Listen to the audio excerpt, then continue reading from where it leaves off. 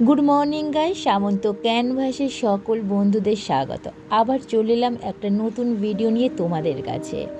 আশা করি সবাই ভালো আছো, আমরা খুব ভালো আছি। আজকে সকাল সকাল ঘুম থেকে উঠে গেছি, জানো তো। যদিও তোমাদের আমি ঘড়িটা দেখাতে পারিনি, কিন্তু অনেকটা সকালেই উঠে গেছি। আমার কাছে সকাল, ঠিক আছে। তো আজকে আমি উঠেছি সকাল, তখন কটা বাজে, 6:30 বাজে। কোথায় যাচ্ছি এখন তোমাদের বলবো না, ঠিক আছে। ভিডিও সাহায্যে তোমরা দেখতে পাবে আমরা কোথায় ঘুরতে যাচ্ছি।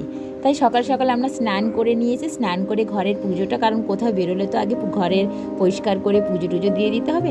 তো ঘর দোয়ার পরিষ্কার করে বিছানা তুলে পুজো টুজো দিয়ে আমরা বেরিয়ে পড়লাম যেখানে আমরা ঘুরতে যাব, ঠিক আছে। তো দেখতেই পাচ্ছ আমরা যেহেতু আমরা খালপোলে আমাদের গাড়ি চলে এসেছে, এই গাড়িটা করেই আমরা যাব।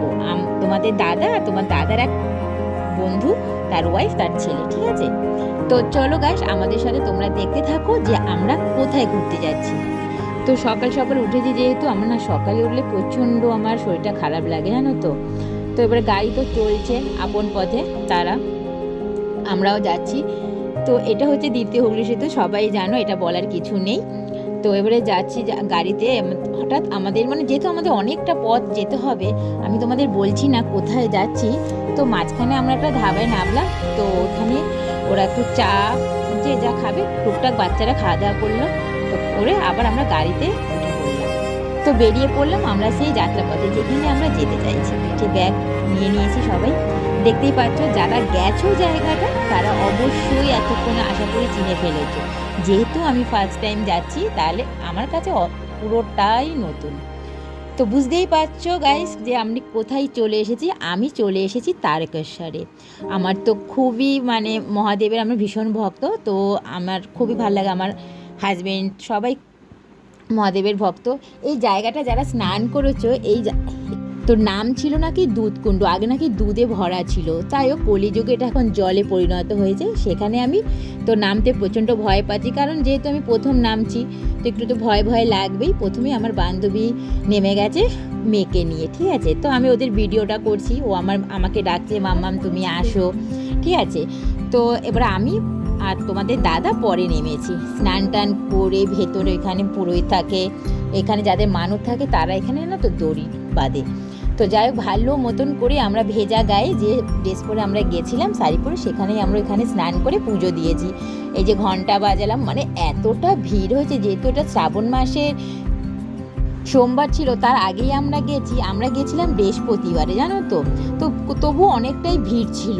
তো নানা রকম এখানে ফটো তুললাম, ঠিক আছে। ফটো তুলে আমরা তখন একটা ঘর ভাড়া নিয়েছিলাম কয়েক ঘন্টার জন্য, সেখানে আমরা ড্রেস চেঞ্জ করলাম সবাই।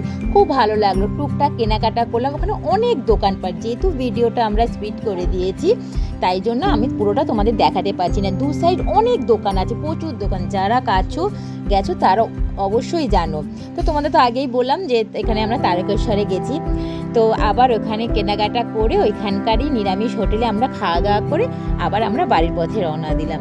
যেতে যেতে ড্রাইভার দাদা বললো এখানে লোকনাথ বাবার মন্দির আর ডাকাত কালী মন্দির পড়বে। তো আমরা ভাবলাম চলো আবার কবে আসবো, ঠাকুর ডাকবে, তো আমরা দেখেই যাই। তো এটা হচ্ছে বাবা লোকনাথের মন্দির। তো বাবা লোকনাথ ঠাকুরকে তো দেখতে পেলামই না, এতটা যাওয়ার সময় তো প্রচণ্ড আমার শরীর খারাপ হয়ে গেছিলো। যেহেতু আসার পথে আমরা ভাত এইসব নিরামিষ খেয়েছি, তো অতটা শরীরটা খারাপ করেনি, ঠিক আছে।